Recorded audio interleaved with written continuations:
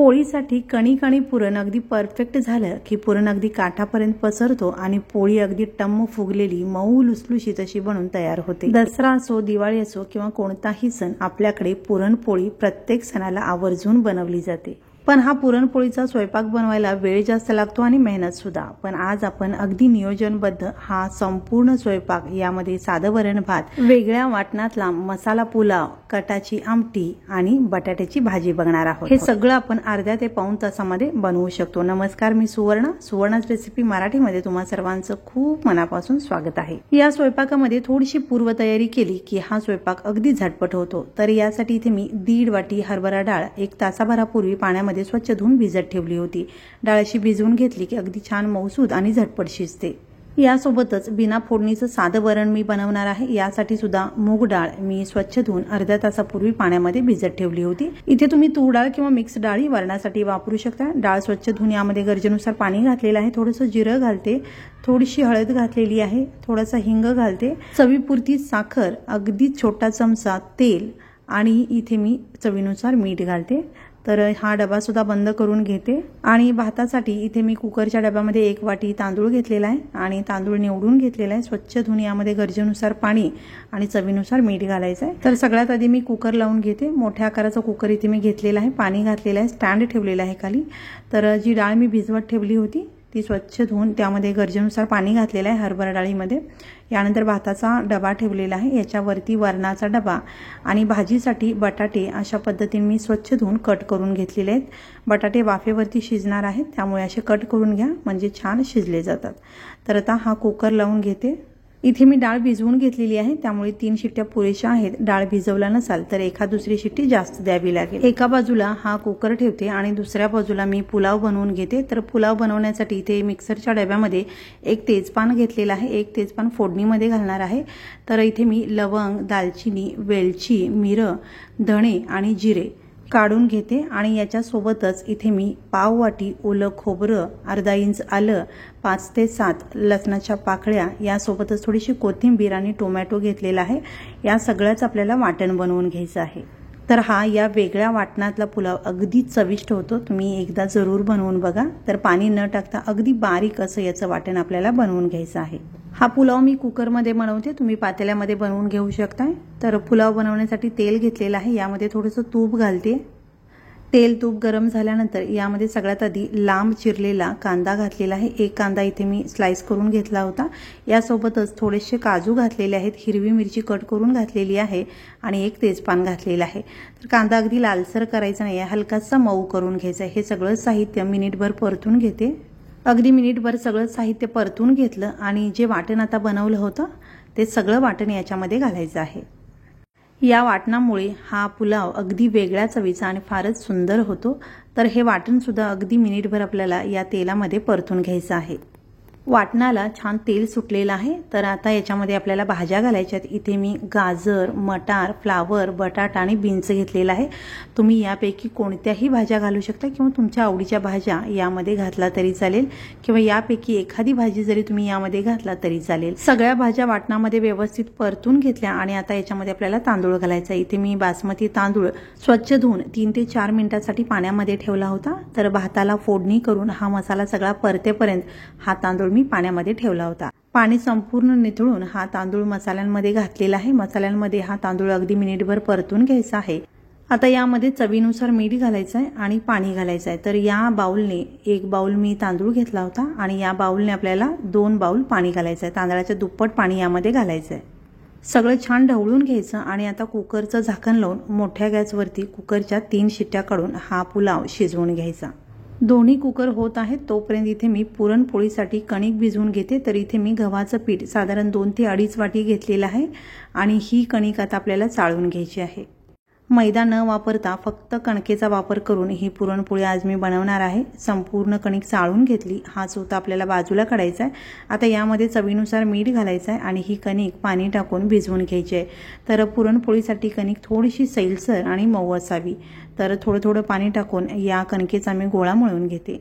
असा गोळा तयार झाल्यानंतर ही कणिक थोडीशी सॉफ्ट होण्यासाठी पाण्याच्या हाताने आपल्याला ही कणिक छान अशी मळून घ्यायची आहे। तर अधूनमधून पाणी लावून ही कणिक आपल्याला 1-2 मिनिटे छान अशी मळून घ्यायची आहे। तर असं पाण्याच्या हाताने आणि नंतर तेलाच्या हाताने कणिक मळून घेतली तर पुरणपोळीसाठी कणिक अगदी छान तयार होते। असा गोळा तयार झालेला आहे।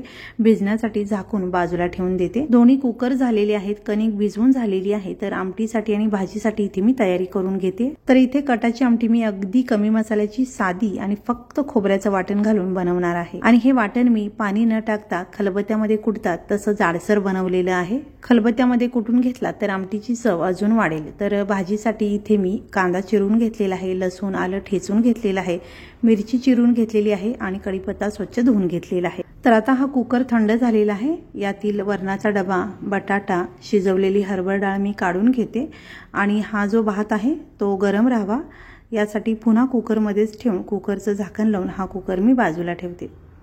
ही हरभरा डाळ डायरेक्ट कुकरमध्ये शिजायला घातली की कटाच्या आमटीसाठी जास्तीचं पाणी निघतं, पण डब्यामध्ये घातली तर पाणी थोडंसं कमी निघतं। तर गरजेनुसार गरम पाणी टाकून डाळ अशी छान मिक्स करून घ्यायची, म्हणजे आपल्याला हे येळवणीचं पाणी मिळतं आणि यापासून आपण कटाची आमटी बनवू शकतो। तर आता एका भांड्यावरती चाळण ठेवून यामध्ये ही शिजवलेली डाळ आपल्याला घालायची आहे। डाळ चाळणीवरती ठेवायची आहे, पाणी सगळं निघून जातं। डाळ थोडीशी थंड होते आणि भांड्यामध्ये येळवणीचं पाणी साठतं, त्याची आपण आमटी बनवायची आहे। ही बाजूला ठेवते आणि ही डाळ अगदी 2 मिनिट पाणी निथळण्यासाठी ठेवते। तोपर्यंत इथे मी बटाटा सोलून कट करून घेतलेला आहे। वरणाची डाळ एका भांड्यामध्ये काढून घेते। डाळ शिजवताना सगळं साहित्य घातलं होतं, तर यामध्ये फक्त पाणी टाकून ही डाळ आता मी उकळून घेते, म्हणजे बिना फोडणीचं हे गोड वरण आपलं तयार होतं। पाणी सगळं निथळून गेलेलं आहे। डाळ अगदी हलकीशी गरम आहे, तेव्हाच आपल्याला अशी मिक्सरच्या भांड्यामध्ये काढायची आहे। आणि आता याच्यामध्ये मी साखर घालते, तर साखरेच्या ऐवजी तुम्ही गुळाचा वापर करू शकता। डाळ इथे मी 1.5 वाटी घेतली होती, तर साखर किंवा गुळ सुद्धा आपल्याला 1.5 वाटीच घ्यायचा आहे। 1 वाटी इथे मी साखर घेतलेली आहे आणि साधारण चिरून घेतल्यानंतर अर्धी वाटी होईल एवढा मी गुळ घेतलेला आहे। हे मिक्सरला अगदी बारीक असं फिरवून घेतलं। हे पुरण कढईमध्ये काढून घेते। हे आपल्याला शिजवून घट्ट करून घ्यायचं आहे। आणि आता याच्यामध्ये काही मसाले आपण घालणार आहोत। यामध्ये मी 1 छोटा चमचा बडीशेप घेतलेली आहे, 1 वेलची, छोटासा सुंठेचा तुकडा, छोटासा जायफळीचा तुकडा घेतलेला आहे। हे सगळं मी भाजून खलबत्त्यामध्ये कुटून घेतलेलं आहे।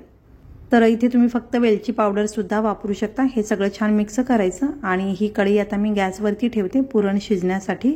तर अगदी झटपट हा पुरण शिजून तयार होतो, अगदी 3 ते 4 मिनिटांमध्ये हा पुरण तयार होतो।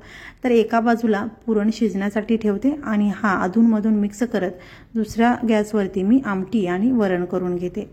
कटाची आमटी बनवण्यासाठी पातेल्यामध्ये तेल घातलेलं आहे, मोहरी घालते। मोहरी चांगली तडतडू द्यायची आहे आणि यानंतर 6 ते 7 लसणाच्या पाकळ्या ठेचून यामध्ये घातलेल्या आहेत, कढीपत्ता घातलेला आहे, चिमूटभर हिंग घातलेला आहे आणि 1 छोटा चमचा इथे मी हळद घालते। आणि हे जे वाटण मी बनवून घेतलं होतं खोबऱ्याचं, तर हे सगळं वाटण या तेलामध्येच परतून घेते। यानंतर घरचा मसाला तिखट यामध्ये घातलेला आहे आणि हे तिखट सुद्धा अगदी मंद गॅसवरती तेलावरती परतून घ्यायचं आहे। आणि हे येळवणीचं जे पाणी काढलं होतं हे सगळं पाणी यामध्ये घालते। अशी ही साध्या वाटणातील कमी मसाल्याची ही येळवणीची आमटी थोडीशी पातळ होते, पण याचा स्वाद अगदी ओरिजिनल लागतो। तर ही आमटी छान अशी मी उकळवून घेते। यामध्ये चवीनुसार मीठ घातलेलं आहे आणि या आमटीला छान अशी उकळी काढून घेतलेली आहे। तर आता गॅस मी बंद करून ही आमटी बाजूला ठेवून देते। आमटी झाल्यानंतर वरण मी उकळण्यासाठी ठेवलेलं आहे। वरणामध्ये सगळं साहित्य मी आधीच घातलं होतं। तर आता या वरणाला छान उकळी काढते, यामध्ये थोडीशी कोथिंबीर घालते। गॅस बंद करून हे वरण मी बाजूला ठेवून देते। एका बाजूला आमटी वरण करत असताना दुसऱ्या बाजूला मी अधूनमधून ढवळून हा पुरण शिजवून घेतलेला आहे। पुरण अगदी छान दाटसर किंवा घट्ट झालेला आहे। तर या पुरणामध्ये जी पळी आहे किंवा उलातन आहे ते अशा पद्धतीने उभं करून बघायचं। उलातना किंवा पळी अशी उभी राहिली म्हणजे पुरण आपलं तयार झालेलं आहे। गॅस बंद करून हे पुरण काढून पूर्णपणे थंड करून घेते। तर आता या पुरणपोळीच्या ताटातला बराचसा स्वयंपाक झालेला आहे आणि आता पापड आणि बटाट्याची भाजी मी करून घेणार आहे। तर कढईमध्ये तेल घातलेलं आहे, पापड आणि कुरडई मी तळून घेते आणि याच्यातील जास्तीचं तेल काढून या कढईमध्येच मी बटाट्याची भाजी बनवून घेणार आहे। पापड तळल्यानंतर जास्तीचं तेल सगळं काढून 2 चमचे तेल मी शिल्लक ठेवलेलं आहे। तेल गरम झाल्यानंतर जिरे, मोहरी, थोडासा हिंग, कढीपत्ता घातलेला आहे। हिरवी मिरची घातलेली आहे, आलं आणि लसूण घातलेला आहे, त्यानंतर कांदा घातलेला आहे। हा कांदा जास्त परतून घ्यायचा नाही आहे, हलकासा मऊसर करून घ्यायचा आहे। थोडीशी हळद घातलेली आहे, पुन्हा एकदा छान मिक्स करून घेतलं आणि आता याच्यामध्ये उकडून सोलून काप करून घेतलेला बटाटा घालते आणि बटाटा घातल्यानंतर यामध्ये आपल्याला चवीनुसार मीठ आणि अगदी हलकीशी साखर यामध्ये मी घातलेली आहे। हा बटाटा छान असा मिक्स करून घेते। भाजी तयार आहे। वरून थोडीशी बारीक चिरलेली कोथिंबीर घालून पुन्हा छान मिक्स करते। तर आता गॅस बंद करते आणि ही बटाट्याची भाजी तयार आहे। पुरण छान थंड झाल्यानंतर एका बाउलमध्ये काढून घेतलेला आहे आणि आता ही कणिक आपल्याला पुन्हा एकदा 2 मिनिट मळून घ्यायची आहे। तर सुरुवातीला आपण पाण्याच्या हाताने ही कणिक मळून घेतली आणि आता कणिक भिजल्यानंतर आपल्याला तेलाच्या हाताने 2 मिनिट ही कणिक छान अशी मळून घ्यायची। पोळी अगदी मऊ लुसलुशीत होते। तर ही कणिक अशी मळल्यानंतर अगदी छान मऊ लुसलुशीत झालेली आहे आणि ही कणिक अशा पद्धतीने थोडीशी खेचून बघायची। या कणकेला अशी तार आली पाहिजे, म्हणजे पुरणपोळी आपली अगदी परफेक्ट तयार होते। अशी कणिक तयार झाली की पुरण कितीही भरा, पोळी लाटताना अजिबात फुटणार नाही किंवा फाटणार नाही। तर ही कणिक सुद्धा मी एका बाउलमध्ये काढून घेतलेली आहे। पोळी लाटण्यासाठी इथे मी गव्हाचं पीठ चाळून घेतलेलं आहे। आता या कणकेचा एक छोटासा गोळा मी काढून घेते। तुम्हाला पोळी केवढी लहान किंवा मोठी लाटायची आहे त्यानुसार हा कणकेचा गोळा घ्यायचा आहे, पण पुरणाच्या गोळ्यापेक्षा कणकेचा गोळा छोटा घ्यायचा। कणकेपेक्षा पुरण जास्त घालायचं, म्हणजे पोळी अगदी गुबगुबीत होते, गोड होते आणि अगदी मऊ लुसलुशीत होते। कणकेच्या गोळ्याची थोडासा पिठाच्या हाताने वाटी बनवायची आणि हा पुरणाचा गोळा या वाटीमध्ये भरून घ्यायचा। तर आता इथे मी घेतानाच कणकेपेक्षा थोडासा मोठा पुरणाचा गोळा घेतलेला आहे, पण कणकेची वाटी बंद केल्यानंतर अजून जास्तीचं हे जे कणिक आहे ते निघणार आहे। तर या कणकेच्या वाटीमध्ये मी पुरण भरून घेतलं आणि बोटाच्या साहाय्याने जास्तीचं कणिक अशा पद्धतीने वरच्या बाजूने खेचून घेते, म्हणजे हे बघू शकता तुम्ही, हे जास्तीचं जे कणिक आहे हे अशा पद्धतीने काढून घ्यायचं। आता हा गोळा अशा पद्धतीने बंद करून घ्यायचा, म्हणजे पुरण बाहेर येणार नाही। आणि हा जो गोळा आहे तो अशा पद्धतीने थोडासा चपटा करून घ्यायचा, थोडंसं पिठाचा हात लावते। पोळी लाटण्यापूर्वी हा गोळा अशा पद्धतीने थोडासा चपटा करून किंवा पसरवून घ्यायचा, म्हणजे पुरण सगळ्या बाजूनी एकसारखं पसरलं जातं। तर पुन्हा एकदा पिठामध्ये घोळवून ही पोळी आता मी लाटून घेते। अगदी हलक्या हाताने ही पोळी लाटून घ्यायची आहे। कणिक आणि पुरण अगदी परफेक्ट झालेलं आहे, त्यामुळे पोळी अगदी सहज लाटली जाते। तुम्ही बघू शकता अगदी व्यवस्थित ही पोळी लाटली जाते किंवा अगदी सहज पसरली जाते। सगळ्या बाजूनी छान एकसारखी अशी पोळी मी लाटून घेतलेली आहे। पोळीचं काठ सगळ्या बाजूनी छान पातळ लाटलेलं असावं। तर छान अशी ही पोळी मी लाटून घेतलेली आहे। ही भाजून घेण्यासाठी तवा मी आधीच गरम करायला ठेवला होता। तवा मध्यम असा तापलेला असावा। पोळी टाकल्यानंतर बाजूने थोडंसं तेल सोडलं आणि आता ही पोळी तुम्ही बघू शकता छान टम्म अगदी फुग्यासारखी फुगलेली आहे आणि अगदी मऊ लुसलुशीत अशी ही पोळी तयार होते। तर दोन्ही बाजूनी छान अशी पोळी तेल लावून किंवा तूप लावून भाजून घ्यायची आहे। अगदी मऊ लुसलुशीत अशी पोळी बनून तयार होते। पोळी मध्यम गॅसवरती किंवा हलक्याशा मोठ्या गॅसवरती भाजायची, म्हणजे अगदी मऊ लुसलुशीत अशी पोळी तयार होते। आणखीन एक पोळी इथे मी लाटून घेतलेली आहे, ही भाजून घेते। अगदी टम्म फुग्यासारखी ही पोळी सुद्धा फुगलेली आहे। सगळ्या पोळ्या अशाच टम्म फुगलेल्या तयार होतात।